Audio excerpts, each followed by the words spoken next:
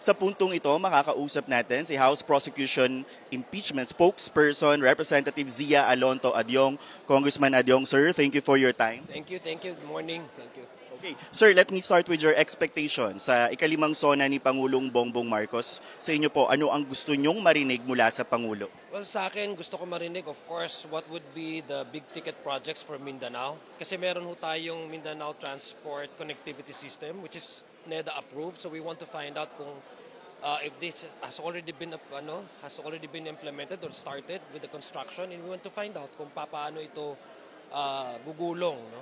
Pangalawa, from the BARM, I want to make sure that the government will prioritize, of course, the transition of the government kasi magkakaroon po ng election in the BARM for the first regular parliamentary election. So coupled with that, there's also that mechanism to transition BARM apart from the political track, yung sinasabi po nating normalization track, making sure that the Bangsamoro Philippine Government Convergence Framework to introduce reforms so that there will be linkages between the national government and the regional government.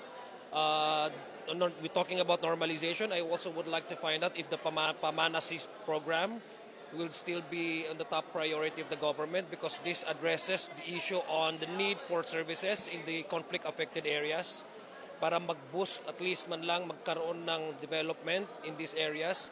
These are mostly in Mindanao. So I want to, number three is, of course, it's parochial to me, yung Marawi, yung continuing rehabilitation of Marawi. Now, we understand that there are substantive improvement in Marawi so far as public utilities, public facilities, but we are also dealing with problems in terms of the power supply and the water supply in the 24 damaged areas of Marawi, and also the budget allotted for the compensation packages for the victims because we have yet to really address the number of victims, family who are qualified again to receive these packages, compensation packages. Sir, so do you feel na in recent years, medyo itong Mindanao programs ay medyo nasa backseat dahil sa dami ng mga krisis na kinakaharap din natin at the same time? Well, we understand that there are quite a few big ticket projects under the Build Better More for Mindanao. Kaya nga gusto ko rin the status of those projects. Interlinking, 'di ba? Merong program talaga and merong plan talaga to have a transport link between the eastern part of Mindanao to the western part of Mindanao. Ito'y ongoing na as I believe mayroon ng initial na phasing for this multi-year infra project. So I would like to find out what would be the status and what are the status of those status of those big ticket programs. And there are also quite number of existing operating airports. Last like sa amin in Lagindingan Airport, matagal na pong gusto, I think na-approve na rin ng NEDA na maging international airport na to service, especially coming from the Mindanao, yung mga annual pilgrimage, di ba? Yung annual pilgrimage na ginagawa sa Saudi Arabia, where most of the pilgrims coming from the Philippines are concentrated in Mindanao. So I think that would service and would make it easier for the Mindanaoans, especially those who are performing the annual Hajj, to be more convenient to them rather than go to Manila and then stay here for a couple of days, which is it costs them a lot. Mas maganda na mag-start na yung plan to expand Lagindingan Airport. So these are the big ticket projects that we'd like to find out kung ano status nito. But last 2 years, legacy building na dapat itong administration na to. Sir, what kind of legacy sana ang maiwan ni Pangulong Marcos, at least sa Mindanao? Very briefly. In the Mindanao, matapos na natin yung exit agreement with the MILF.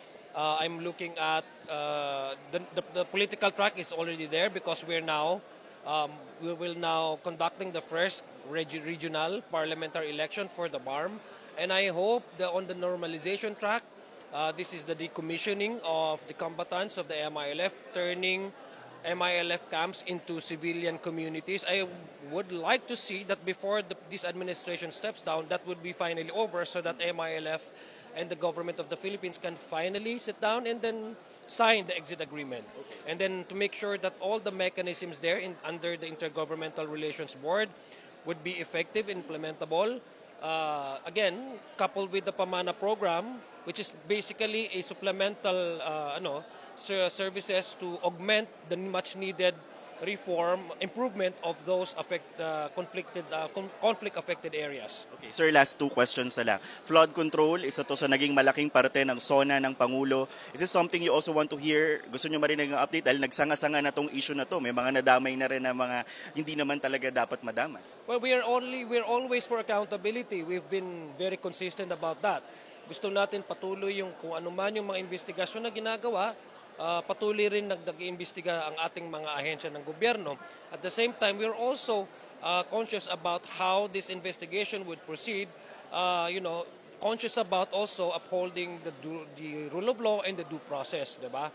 So, tayo naman dito sa House of Representatives, I would personally really hope that whatever are the ongoing investigations, there must be some form of resolution, no? Nakita naman natin kung paano gumulong din yung investigation, na meron din naman na-apprehend na mga malalaking pangalan sa ating politika. So parang dapat masara din yung chapter na ito. Yeah, I guess so, because number one, the people really is fed up with all these allegations, and then I think the better resolution to move forward is for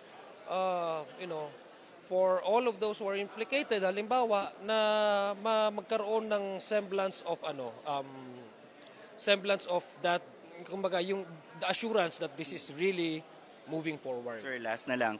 VP Sara, hindi po siya dadalo sa SONA, pero nung nag-speech siya sa United Kingdom, sinabi niya po yung parang tungkol sa mga buwaya pa rin dito sa kasalukuyang gobyerno. And at the same time, hindi raw po siya magre-resign kahit umaandar yung impeachment trial. So ito yung kauna-unahang SONA na may kasabay ng impeachment. Ano pong masasabi niyo kay VP Sara?